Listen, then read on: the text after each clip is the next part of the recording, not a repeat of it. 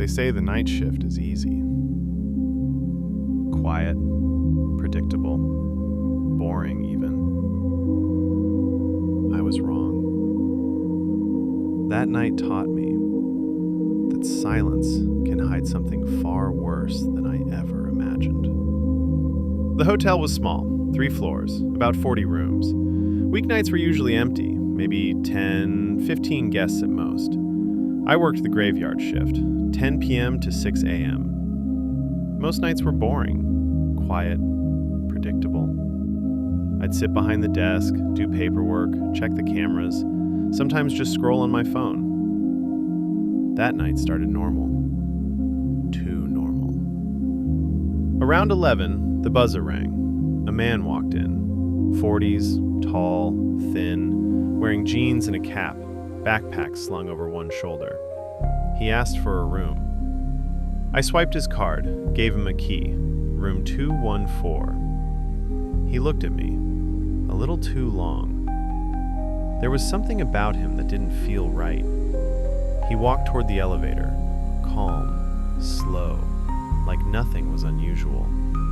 But I couldn't shake the feeling. By midnight, he was back in the lobby, not at the desk, not on his phone, just sitting on the couch, staring at the TV, which wasn't even on. I tried to ignore him, but I felt his eyes following me every time I moved. I walked to the vending machine. I could feel him watching, the whole way there, the whole way back. My chest tightened. That uneasy feeling crept in. Something was very, very wrong. At 1 o'clock, curiosity got the better of me. I checked the computer system. Room 214. Vacant. No reservation, no charge, no entry log. I was confused. I had given him a key, but he had never gone to the room. He had been wandering the hotel for hours, and I hadn't noticed. My stomach sank. I started watching the cameras, closely.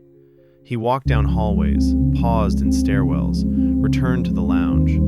He didn't sit, didn't move quickly, just watched everything. Sometimes near the vending machines, sometimes by the elevators, always in a place where he could see me. I felt trapped, even though I was behind the desk. I didn't know what he was planning. By 3:30, he moved closer to the desk. His eyes never left me.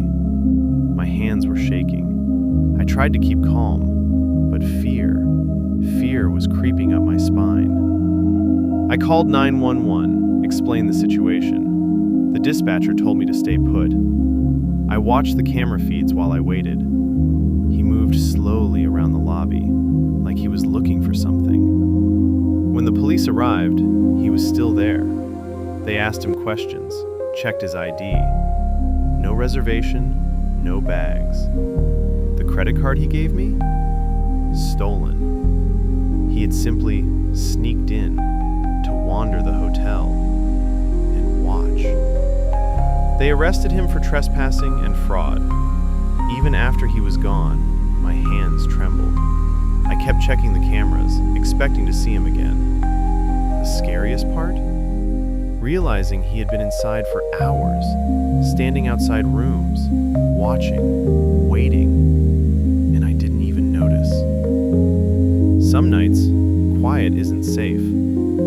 Some nights, someone can be inside, and you wouldn't know until it's almost too late. That night changed the way I see the hotel, forever. I never worked alone at night after that. I never looked at the lobby the same way. And even now, when I hear a buzzer, my stomach drops.